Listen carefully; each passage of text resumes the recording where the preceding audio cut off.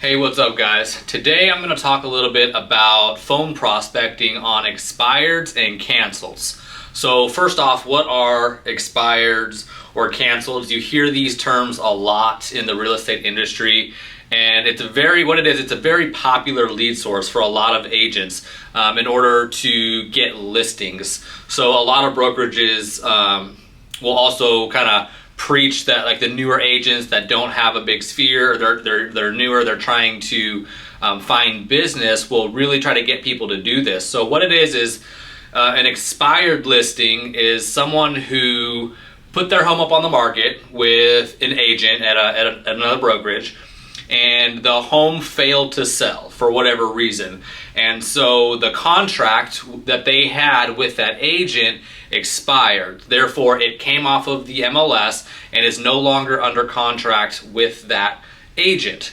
So obviously this person put their home up on the market, so they wanted to sell, but the home did not sell for whatever reason, being it market conditions. It could have been a bad agent, it could have been marketing. There's all a different number of things. It could have been the price.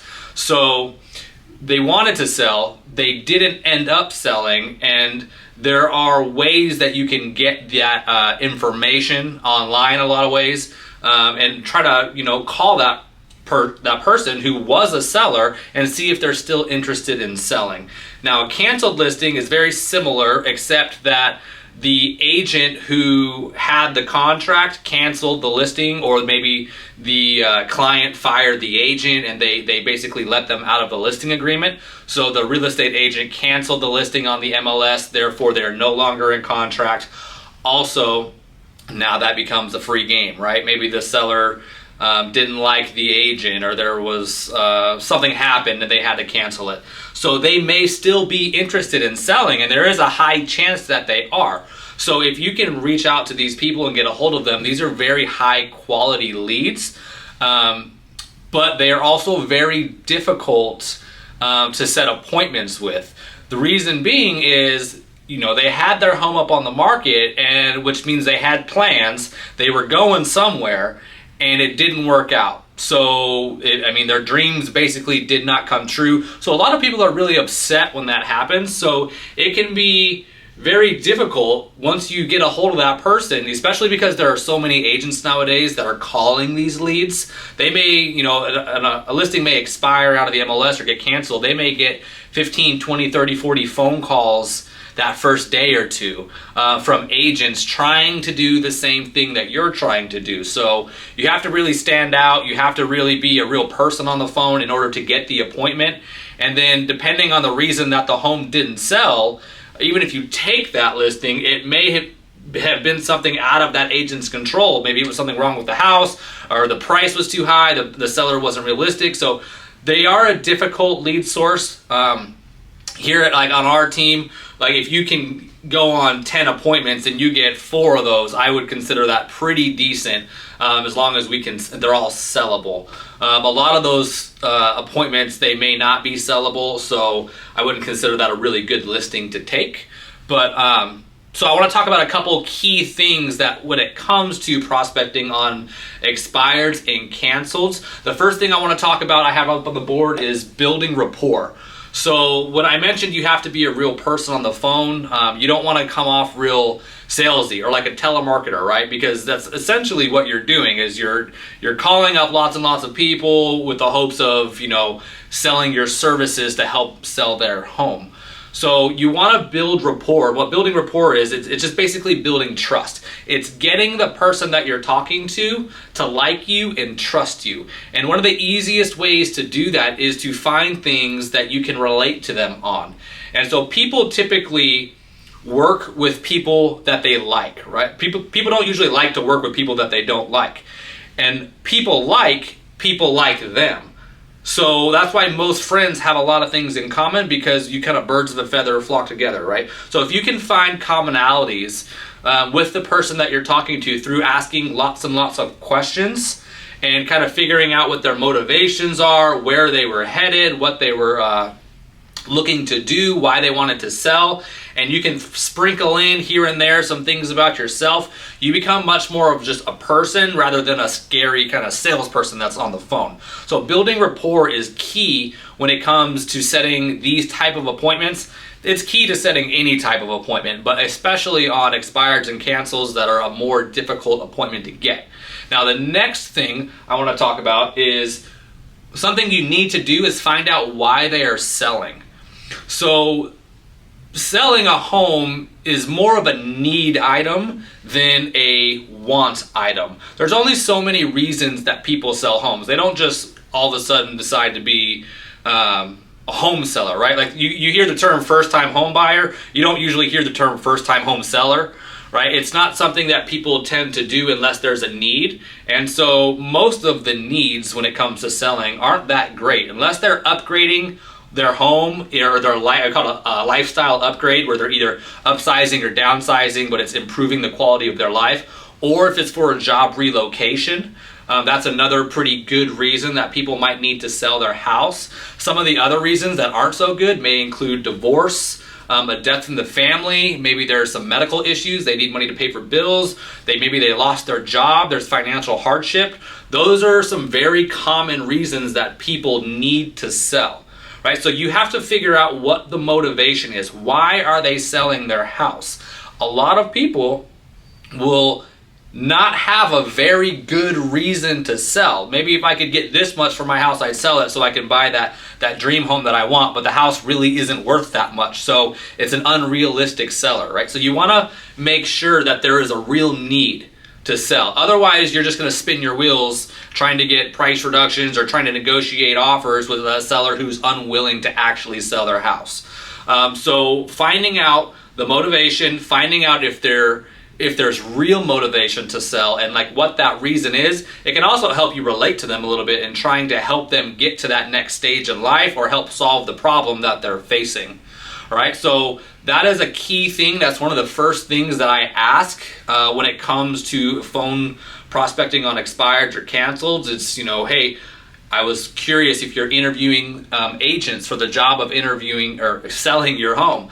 And, they say no. Okay, well, where were you headed? Where were you moving to? Because if they don't have somewhere to go, they're not going to sell their house, right? So they don't want to be homeless. They need to have another home lined up, or they need to be someone who is looking to buy another home, or maybe they're going to rent or whatever. They got to have somewhere else to go. If they don't even have that figured out, they're probably not too serious about selling their home.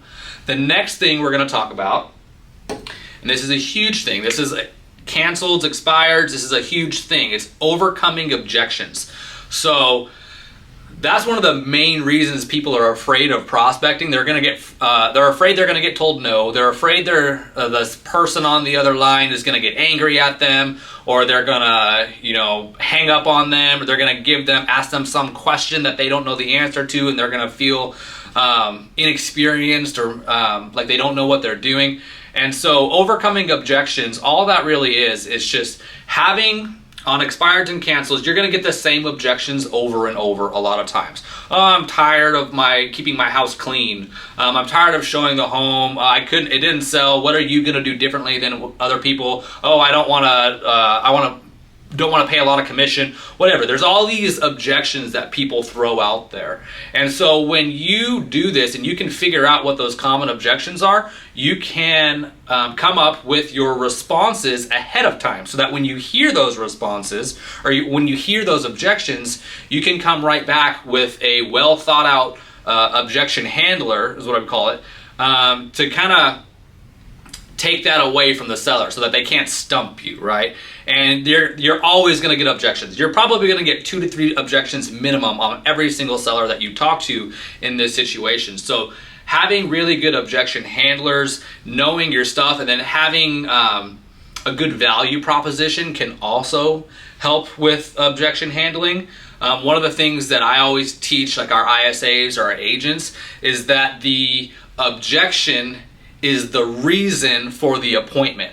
So let's say, what are you going to do different that my last agent didn't do? Well, that's exactly why we need to meet. I'm gonna go over our 180-point marketing plan to show you exactly how we're gonna sell your home faster and for more money. When are you available? Weekdays or weekends? So it's the objection handler is always the reason for the appointment. Right? A lot of times it can be. And so practicing your objection handlers by role playing is a great way to increase your skills and build your confidence so that when you do actually get on the phone and you hear that objection, you can handle it with confidence and get the appointment. The last thing I want to talk about is the actual appointment. So you have to make sure you're asking for it. You have to make sure that you're going for the close, that you're going for no. A lot of times you're going to get these objections. You're going to get people that are kind of on the fence. Maybe they don't want to. They want to sell, but maybe not right now. They don't know. They're just kind of indecisive. You need to continue to go for that appointment, or at least get something like a follow-up call. But I always kind of lean towards the way of, it's either a yes or they're going to hang up on you. So you keep going, even if it's just meeting with them and just to give them some information so that when they are ready to sell, they know exactly who to call. Always try to set that appointment. I tend to use option closes.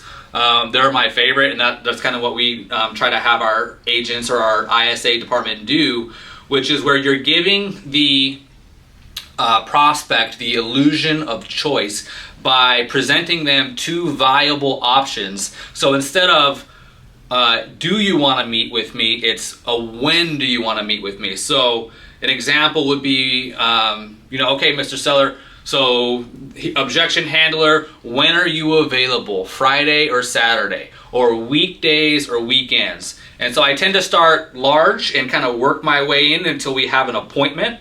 So instead of like, hey, does Tuesday at 5 work? No, it doesn't. Right? That's a very kind of direct. They can say no to that. I kind of want to like work my way into the appointment time. So when are you available? Usually weekdays or weekends. They say weekends. Okay, Saturday or Sunday. Saturday. Morning or afternoon?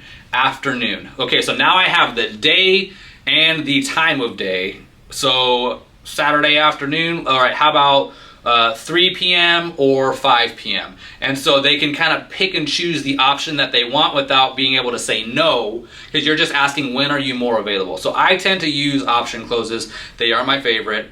I'm sure I haven't covered everything with expireds and cancels. This is a huge topic. There's a lot that goes into it. It's a very, very good lead source, and it's relatively cheap. And so when you're a newer agent or you're kind of bootstrapping, starting out with a team like I did, you got to do this. Like, this is an easy way to build listing inventory. The last few years there hasn't been a lot of expireds and cancels because it was such a hot seller's market, but now that interest rates have increased. We just started 2023. It's a completely different market, and expireds and cancels are going to be a really big lead source for most agents. So if you like the video, subscribe to it, give me a thumbs up. If you have any questions, put them in the comment section. I'd love to connect with you guys and help answer any questions. And that's it for today. Till the next time, guys.